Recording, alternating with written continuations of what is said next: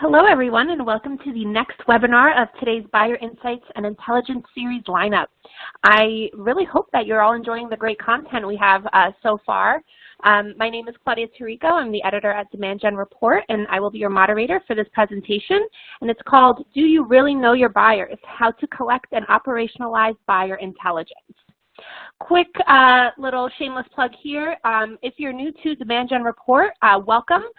We are an online media company publishing daily news, weekly email newsletters, special reports, original research, and a wide variety of additional resources. So if you haven't done so already, please join more than 70,000 subscribers to our weekly newsletter by subscribing to demandgenreport.com today.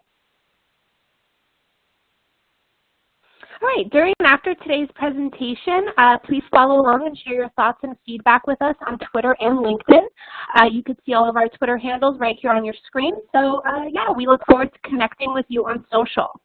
You'll also actually be able to tweet from directly within this On24 platform that we're using, and I'll show you how to do that in just a few seconds. All right, here we go. This is the On24 platform that we will be using today. During the session, you can access everything you need from this platform toolbar. So like I just mentioned, you could tweet from directly within this platform using the Twitter widget that's on the left-hand side of your screen. We also encourage you to ask our presenter questions.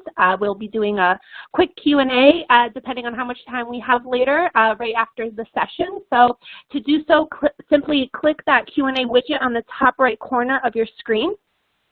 The session is slated to run about 30 minutes or so with an additional 10 to 15 minutes for the Q&A after. So yeah, submit those questions using that widget at any time. One more thing, today's session will be recorded. All of our attendees will receive an archived link to the session to go back and review and share with colleagues. And finally, please let us know how we're doing so we could continue to improve the level of value we provide you with our virtual events. So if you could take this quick survey that will automatically launch once the session ends, we would really appreciate it.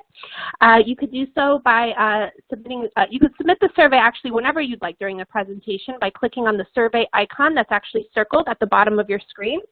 And again, it'll launch right after the session ends, so please take a minute to share your thoughts and feedback. All right, now I am very pleased to introduce our featured speaker for today, Kirsten Markson of LeadMD. Kirsten is the practice lead for go-to-market at LeadMD. She lives and breathes value props, market segmentation, organizational strategy, and creativity. Her proven methods helped LeadMD clients across industries better understand their unique buyer's journey, execute innovative cross-channel campaigns that really fuel growth and loyalty, and measure it all. So I'm really looking forward to hearing from Kristen today. Without further ado, I'm going to pass things over to her to kick off the presentation. All yours, Kirsten.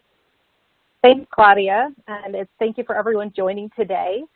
So again, I'm Kirsten Markson, practice lead of the go-to-market team at LeadMD. And the title of our presentation asks, do you really know your buyers? And we mean like really know them. It's easy to say yes, and sometimes we point to formal research done in the past or buyer personas that exist on a shared drive somewhere. This is only part of the story. Gaining insights through research is step one in an ongoing process. Putting all of those insights into practice is a longer, much more complex challenge. We decided on this topic for our presentation because becoming buyer-focused really should be the aspiration for every B2B sales, marketing, and customer success team.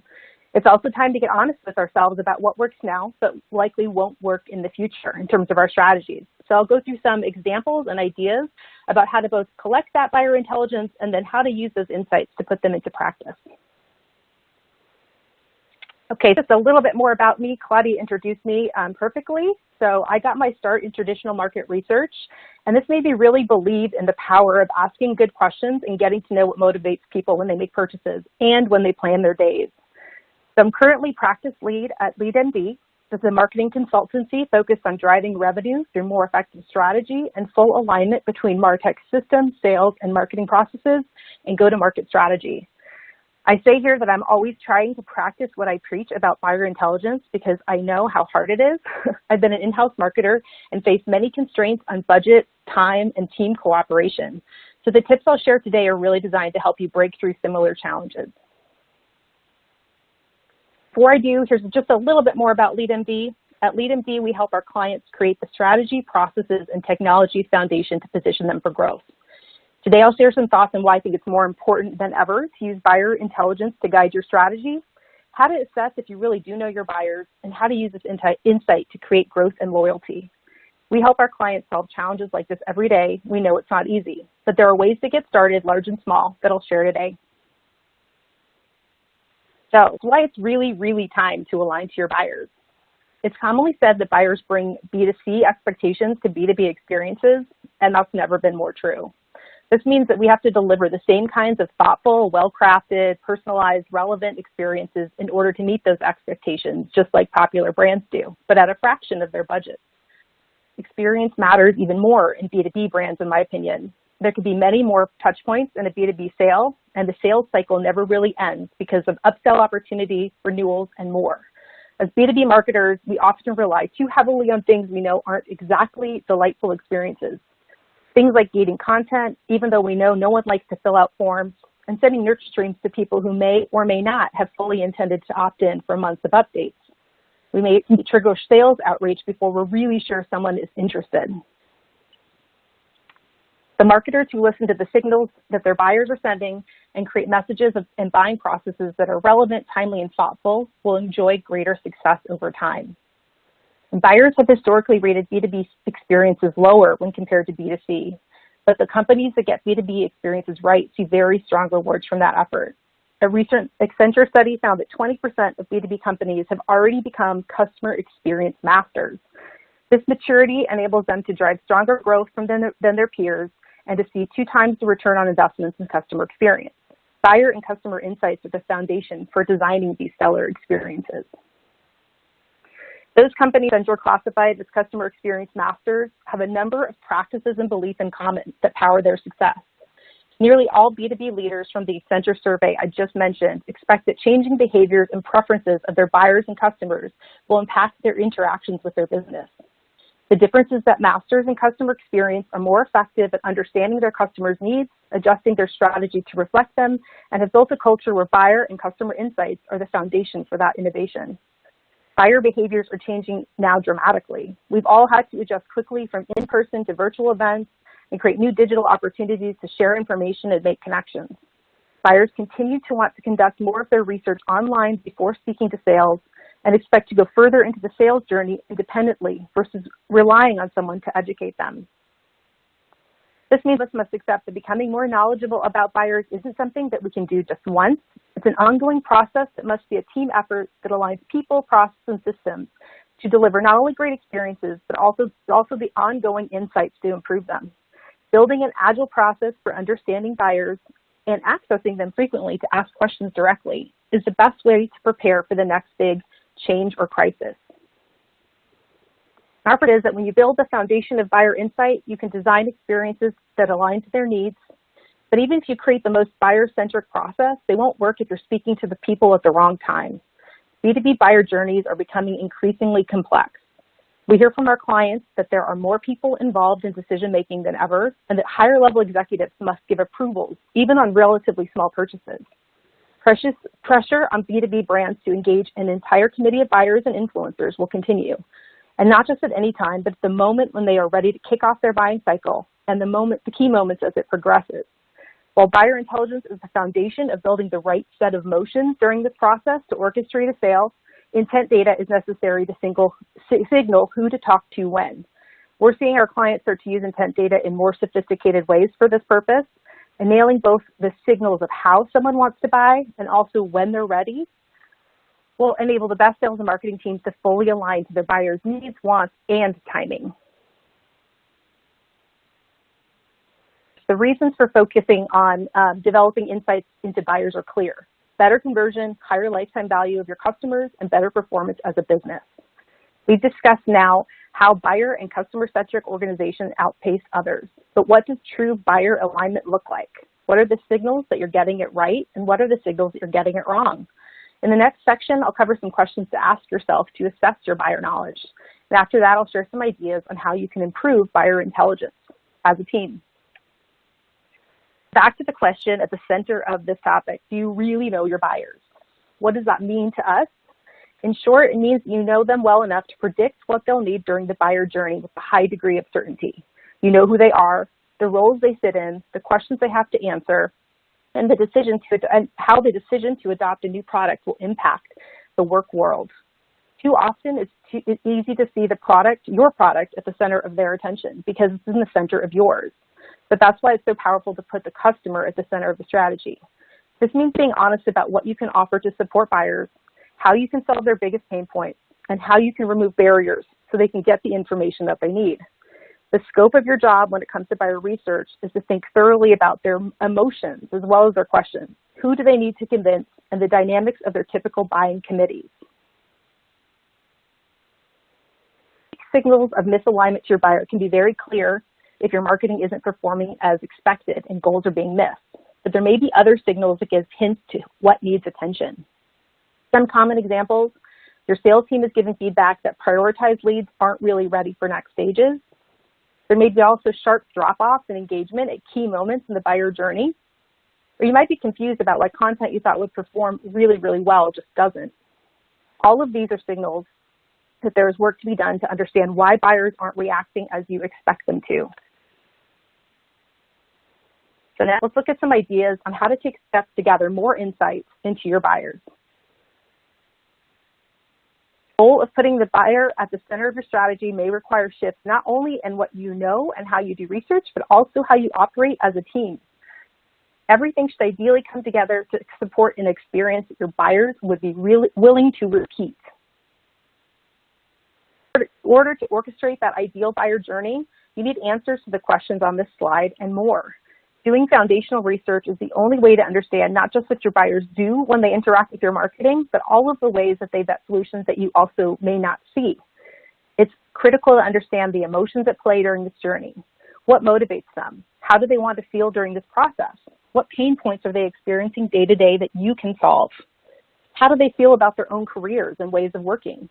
What would they like to improve? What are their aspirations? The most effective organizations position research as a process of aggregating knowledge that is always on versus something to launch once a year. Research approaches allow you to gain knowledge and optimize as you go versus trying to learn everything at once. The goal is to continue to build more specific understanding of the reasons that buyers take action and how they want to interact with you. The easiest place to start is often by asking your own internal teams. I start with the internal team versus going directly to buyers because I think you can start there to gather insights that point to knowledge gaps to explore with your buyers. Doing this first can help you craft more informed research efforts. Too often, customer-facing teams operate in silos, sitting on buyer intelligence but not regularly connecting to share it. This is never intentional, but getting out of those silos has to be an intentional process of creating alignment. I'll start with some tips on where to start unlocking that knowledge that may already exist in your organization. And for all the tips I'll share, I'll cover some best practices, but also some methods that will get things started if there are constraints to time, budget, and priorities. I'm calling these ideas lean, but still awesome. Some of the ideas are really simple, but when we all get busy, it can be easy to skip them. They are all ideas on how to beef up your knowledge of buyers and then put it into practice. So first, talk to your peers in customer-facing teams. You can do this formally by starting some kind of buyer intelligence committee or informally. Invite them to a workshop and go through an exercise to sit in the shoes of the buyer, imagining what they do daily, their career goals, and the dynamics of their buyer committees. If you have budget and time constraints, you can take some of these actions, but with a smaller group of people or by yourself. Even if it's only a few people, the results can be eye-opening.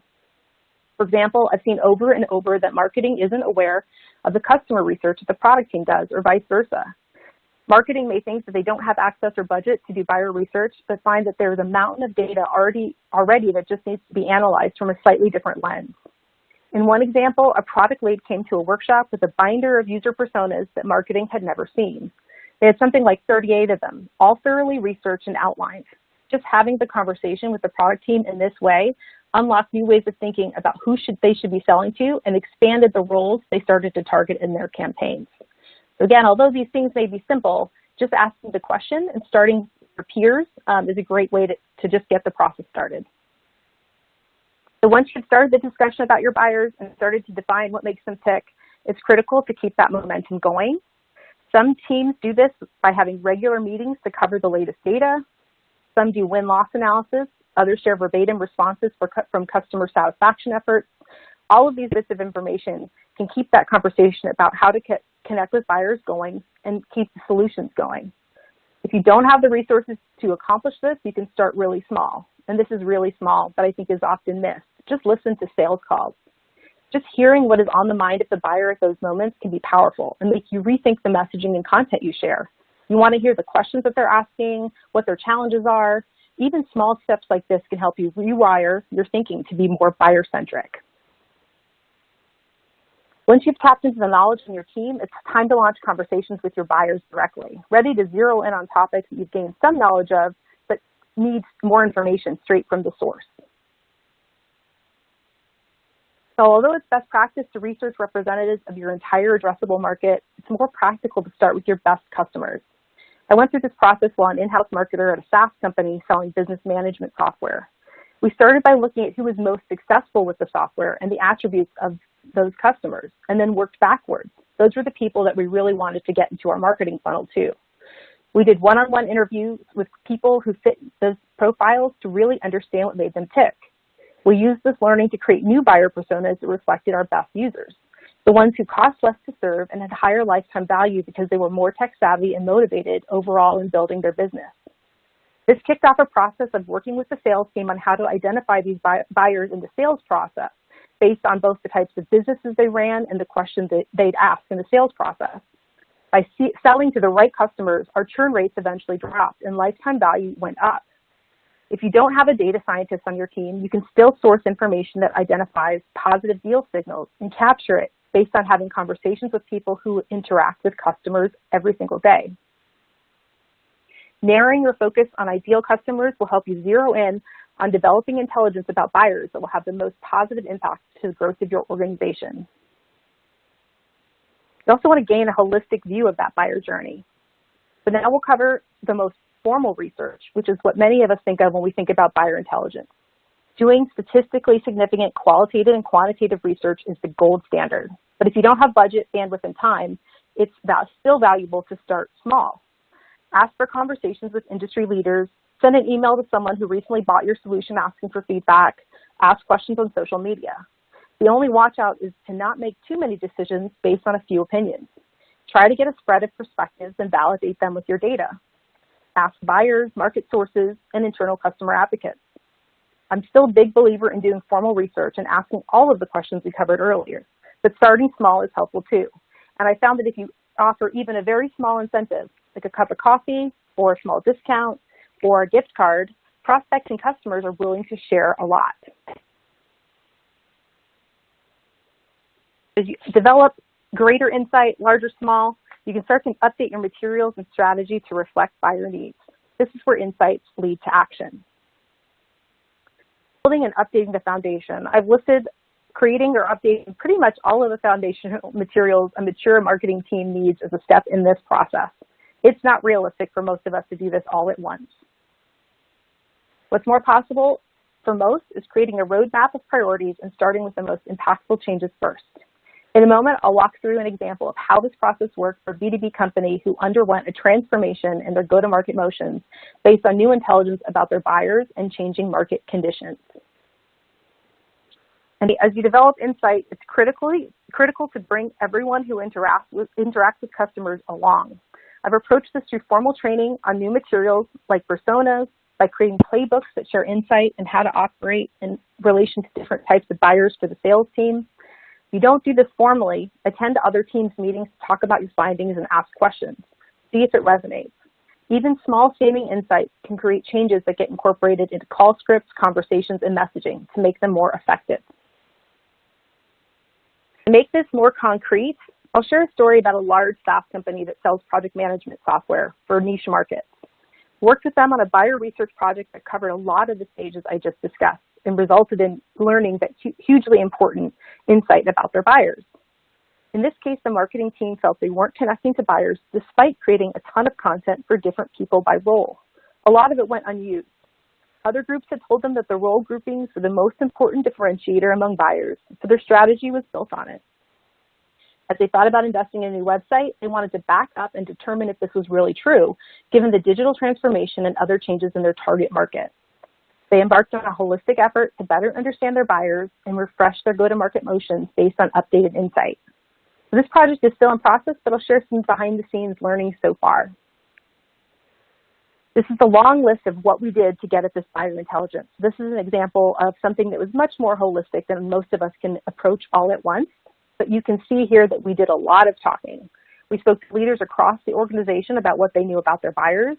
We reviewed marketing performance data in depth. We surveyed the market holistically to understand challenges. All of this effort ended in the creation of new personas and a new way of grouping buyers based on their level of maturity in solving their business challenges, and thus an updated content strategy more focused on education than product information, because that's what their buyers really needed. This challenged a lot of the conventional wisdom that had accumulated in that organization. The biggest aha moments were two things with big implications. The majority of buyers were struggling with the project management in their organizations. We found this in our survey when we asked them how they felt about many aspects of managing their work. They may have used different solutions in the past, and they were really cynical. They needed more emotional content to help them see how their challenges could be solved. They needed more enablement during the sales process on how to show their peers that this time would be different because the solution was different. This research also revealed that there's a large role that some consultants played in the sales process. This was largely based on insight from the sales team based on the changes they were seeing in the field. Knowing this information created new go-to-market motions to build partnerships with these groups. Overall, the buyer research done challenged everyone in customer-facing teams to do things differently, to think through the challenges of their buyer as a lens for selling to them versus sharing product information on features that some buyers would never use or were cynical would ever work for them.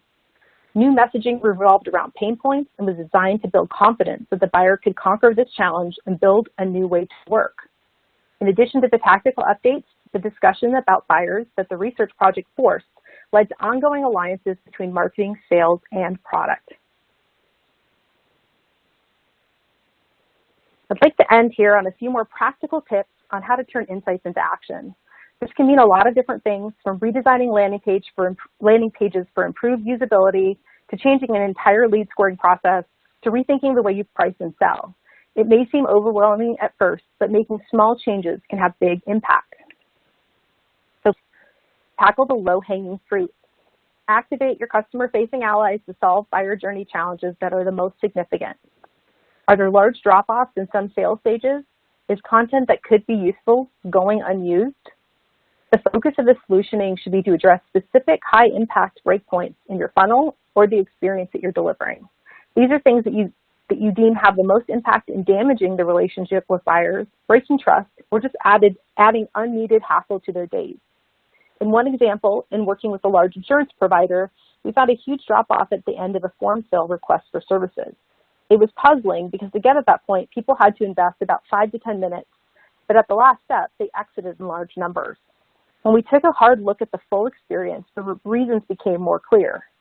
Previously, the solutioning had focused on optimizing the directly previous step in the form fill, assuming that that had led to the drop-off. But those changes weren't having much impact. So instead, we looked at the whole experience. That last step had language, with some confusing language, and people may have felt misled in entering the form about the outcome of it. So to solve for this, we added some copy up front to set context and defined some terms so people knew what to expect much later and weren't alarmed by the conclusion of that process. This meant fewer people actually started the form, which felt like a loss. But overall, there was a larger volume of people who started that finished it, and a larger volume overall. So that small change actually got the right customers in versus the wrong, and improved volume anyway, because those people were more likely to go all the way through that form. So as you problem solve and ask your buyers about how you can make the process easier for them, you'll start to accrue knowledge that should infuse every aspect of your buying process. Think about the ways they do research.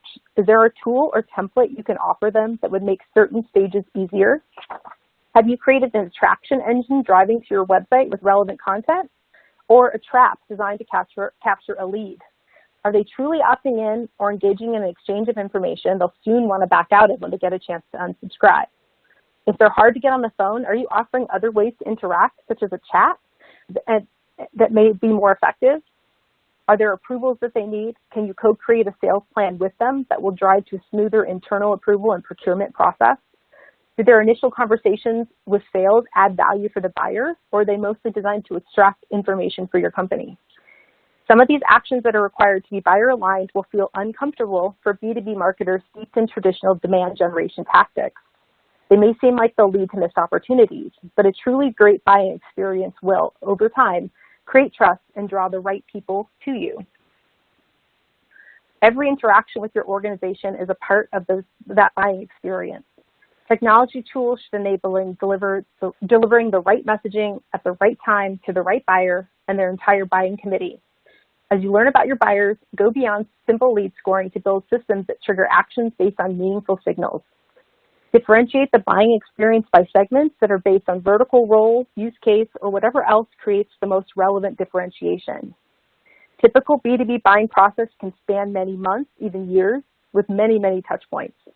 Each one is an opportunity to build interest, trust, and even delight. It's not often that that last word is used to describe B2B buying experiences, but I do believe it's possible. What is definitely not delightful is feeling like you're being chased by salespeople for a product you can't afford, don't need, or don't intend to buy in the short time frame. While none of us sets out to create experiences like this, we risk defaulting to them unless we truly put the buyer at the center of the approach and think about how all of our people, processes, and systems are orchestrating those interactions.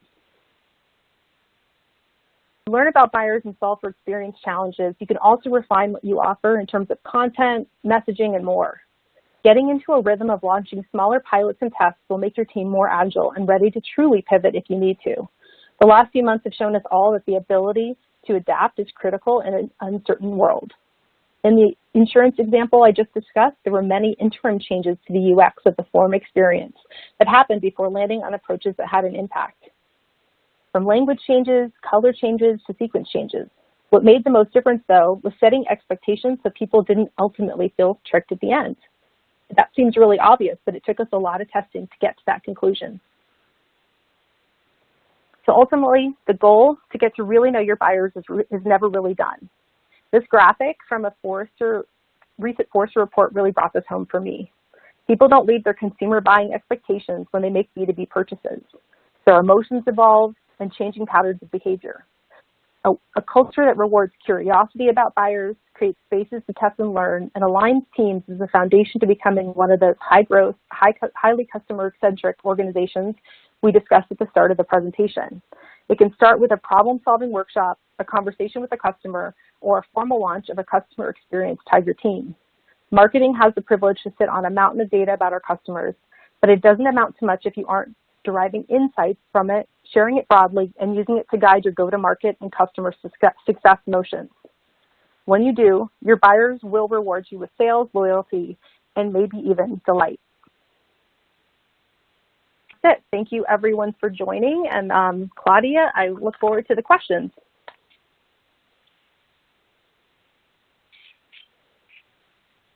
Awesome. Thanks so much, Kirsten. That was really insightful. Awesome presentation, and we did get a ton of questions from the audience. But before I get to those, I'd like to just remind everyone once again to please share your thoughts and feedback before logging off today. The survey will automatically launch when the session ends, so please stick around. Also, one more quick heads up to everyone. We're going to get to as many questions as we can live, but if we don't get to your question, don't worry about it. We're going to follow up via email and make sure you get your answers. All right, so let's get to those questions now. All right, oh my God, we have so many. I've been collecting them. All right, first one. Where should a small marketing team start to get more buyer aligned? So I really believe in the simple starts. So I mentioned a few of those things that that a small marketing team can do One of those is talk to sales and product. So sales people talk to their customers all day, buyers all day, and have a really good insight. They may not be able to present that as quote, buyer intelligence, but if you sit with them, buy them coffee, take them into just a conversation about what questions are buyers asking and what are the sales stages? Have we positioned them correctly in our own internal thinking? As you ask those questions, you will get ideas on content. If there are questions that are being asked that are not covered in other areas, you can start to build your strategy around those things. Those are very small things that a small team can take an effort that, it doesn't have to be so holistic. It could be just a new approach to offering content. It could be some information from sales can drive checklists that you might want to give them to ask key questions that will help with your segmentation and figuring out the right nurture streams. So I'm a big believer in just asking the questions from your internal teams because that will really get started and there's no cost involved in that really.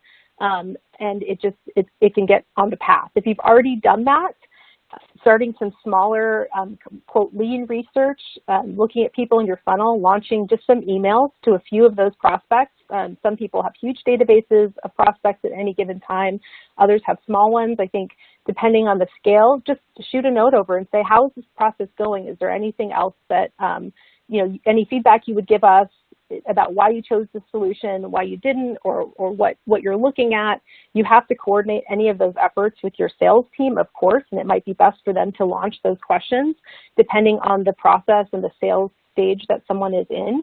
But I'm a big believer in just asking because I do find that when you show curiosity, either with your internal teams or with your buyers, people are really generous with giving you the insight.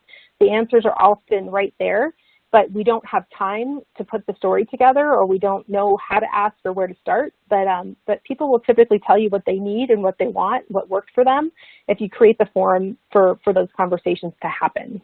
And they can be very informal at first. Awesome, great stuff. There's a follow-up question here that kind of related to what your answer just now. So I'm going to go ahead and move to that one.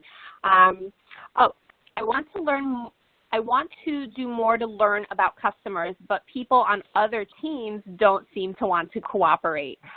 What do you recommend to bring them along? Yeah, I've never heard this one before, right? And I think that people, and it depends, there could be reasons for the cooperation because they haven't found it valuable in the past or people just are so busy in their own silos. So I think one of the important things to ask yourself is, why are people not cooperating? There may be reasons for that you can easily solve.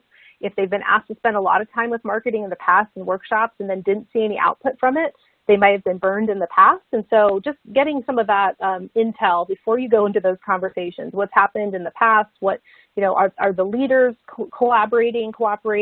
Some of that context is helpful. But I think that the way to do it, again, is just the outreach and explain why you're asking, why you want to be part of the process and how those questions are going to help them.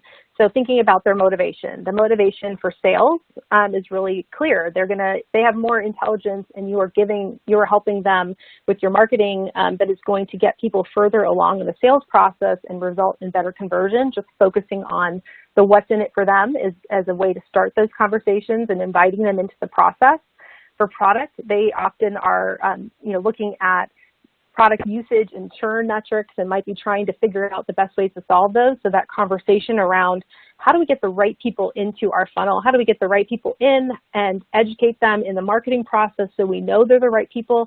Those are questions that the product marketing and product teams are really interested in because their metrics matter too. So I think in terms of bringing people along, presenting the question around kind of how this will help them, how this will help everyone do better, and directly relating it to their work challenges, that's a thing that I have seen work really well. I think the leadership demonstrating collaboration. So if you're sitting in the leadership seat of one of these teams, starting that outreach, creating forums for people to get to know each other, and just opportunities for collaboration, that's a good way to model that, is asking the questions, inviting other team leads from other like product, customer success, to your team meetings, giving them a forum to share some of what they've observed about their customers or the users, however you want to position that. But I do believe that showing curiosity and linking it to their goals is the best way to get that conversation started.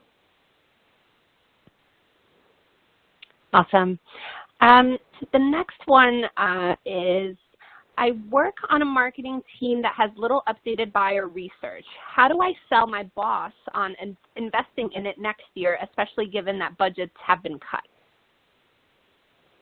Yeah, this is a tough one because I think the impression is that research is expensive, timely, and takes people out of the process of doing what they need to do to get customers in the funnel and managing that process. So I've seen this issue a lot, but I do think focusing on what this research is going to solve. So creating a business case, even if we could just improve conversion from this stage to this stage by this X amount, we're going to get, what is the reward to the organization? So making that very clear that the research is not an exploration just to explore and just for the sake of knowing. It's an exploration that is designed to really give food for thought on how we can reach people better. So putting that into a story for executives that sets goals, so directly tying KPIs to the research. Now, you don't want to be too specific about what it will accomplish in and of itself, but how you're going to put it into action, what the roadmap for that is, how it's going to tie directly to how you go to market. So I think that some impressions about research is that it is like an extra nice to have and not a critical activity. But if you can present an idea that is kind of a lean, cost-effective way, be creative about that, whether you launch a survey yourself to your current customer base or to certain prospects, or you have some one-on-one meetings, however you want to pitch that. But I think the important part is to show that this is vital to the success of the business, and these are the areas that you're going to solve for, showing some of those performance gaps or questions that you have and how these answers are going to directly impact how you orchestrate that sales and marketing process going forward, or the types of content that you share, whatever is most relevant to your use case. But I think tying it to business goals is really important, and tying it to a roadmap for improvement is really important. Awesome. And staying on the topic of budgets, this question asks, what do you do if you are entering a new market or launching a new product, but you don't have any budget for actual research? Yeah, that's a hard one. So I think there are tons of secondary sources out there that you can tap into depending on your market. Some super niche markets that may be more challenging, but there is a mountain of data in industry message boards, conversations on LinkedIn, social media, other sources of industry information. So as you're thinking about that new market or that new buyer, looking at those secondary sources that already exist and trying to put together a story of as much as you can, and even going into those places and starting some conversations, that's a free way to get some feedback and information. You don't want to take too much of advantage of it, but I think that's a good way to get started. Really do your secondary research. If you can't do the primary where you go directly to customers because of the cost involved, you can do it in different ways and still get a lot of insight into what those people are thinking about, what their challenges are, how you're going to directly message around their needs as you launch your marketing. So there's a lot of options out there, and just asking in your LinkedIn networks for people that you might be able to take aside, offer a very small incentive, who are in those industries or in that might be potential buyers, and see if they would be willing to chat with you just even a short amount of time about how they think about their purchases and what they're interested in. Those are easy ways to get started that don't cost anything. Awesome. I think we have time for one more question, so I'm going to end it off at this one. Okay, you covered a lot of steps people can take. How do you recommend prioritizing efforts? So I think the prioritization piece really has to be built around, again, like what is your biggest problem that you're trying to solve? So trying to get really specific about that and make it as granular as possible. So I suggested looking at your funnel data.